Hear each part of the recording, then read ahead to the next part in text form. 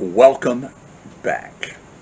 This is the 34th segment in this series, Because It's True, making the case for Christianity in bite-sized pieces. Now, we have affirmed, as everyone who is the least bit familiar with the Christian faith does, that the crucial, the core, the essential doctrine of Christianity is the resurrection of Jesus. It is, as Paul described it, the cornerstone. And without it, the faith is a fraud. It crumbles. Therefore, it's no surprise that there have been a number of counter-arguments against the notion of the resurrection of Jesus that have come up and been promoted throughout the centuries.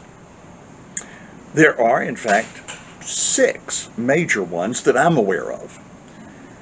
The first that we looked at is called the fraud theory, and that is that the disciples stole the body.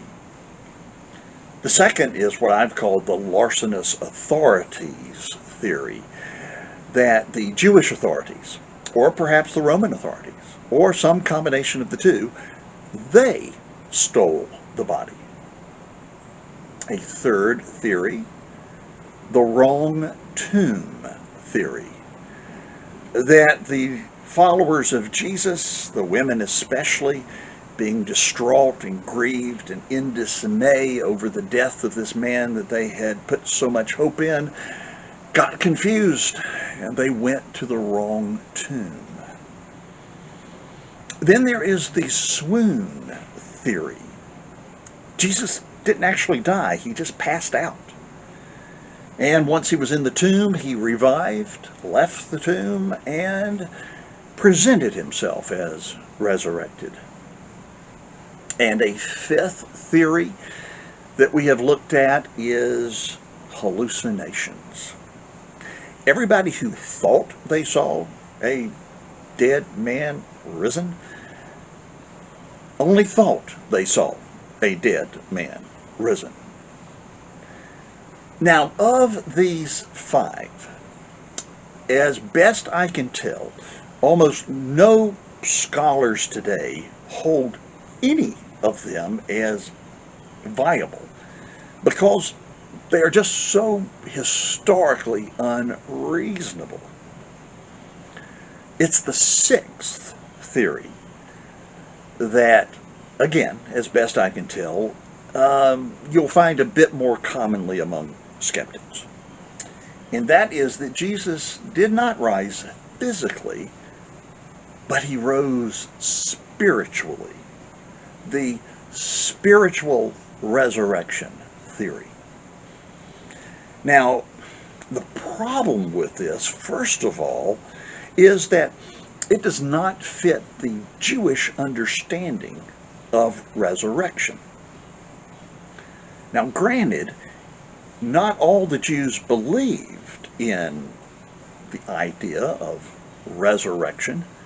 The Sadducees, they were a whole group of Jewish leaders that rejected that idea, but the idea that they rejected was that of a physical resurrection.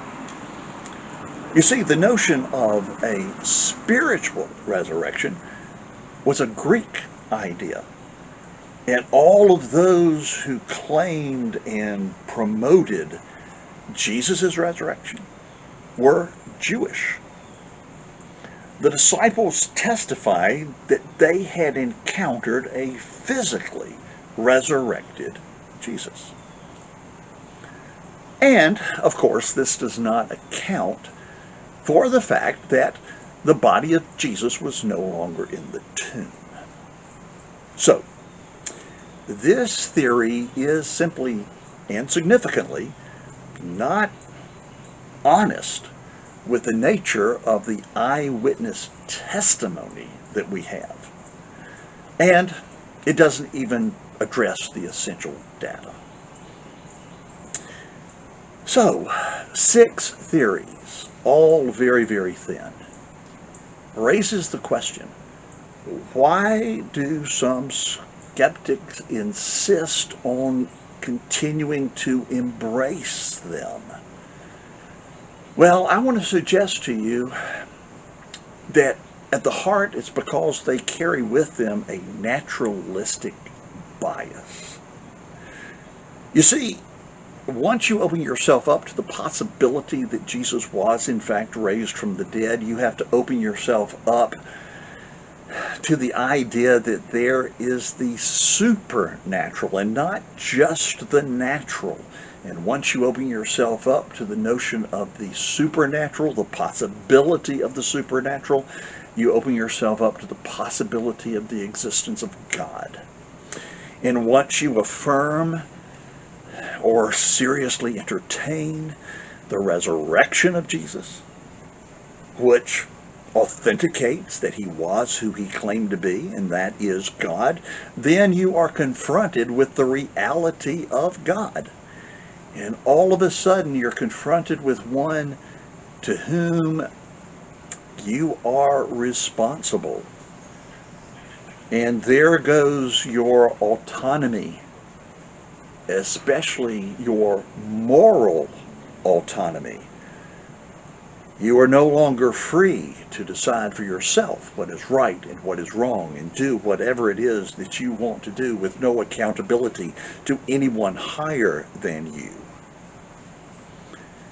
So many people find that they would rather opt, as unreasonable as it may be, that Jesus did not rise from the dead.